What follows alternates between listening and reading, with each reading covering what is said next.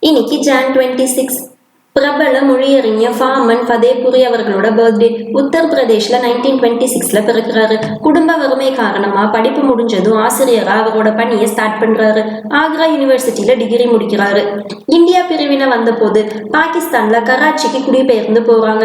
அங்க போய் போக்குவரத்து துறையில ஜாயின் பண்றாரு. 1974ல உருது மொழி படிச்சு உருது மொழியில பட்டம் பெற்ற முதல் பாகிஸ்தானியருங்கிற பெருமை இவருக்கு இருக்கு. கராச்சி யூனிவர்சிட்டியில ப்ரொஃபஸரா 30 இயர்ஸ் ஒர்க் பண்றாரு. அங்க நிறைய ரிசர்ச் ஸ்காலர்ஸையும் உருவாக்கிட்டு இருக்காரு. கல்வி தொடர்பான புக்ஸ், கட்டுரைகள், கவிதைகள்னு நிறைய எழுதியிருக்காரு. உருது மொழியில ஆராய்ச்சி செய்யறவங்களுக்கு இவரோட படைப்புகள் ரொம்பவே ஹெல்ப்ஃபுல்லா இருக்கு. தனது குரு சையத் ஃபசுல் ஹசன் பற்றி 2 புக்ஸ் எழுதியிருக்காரு.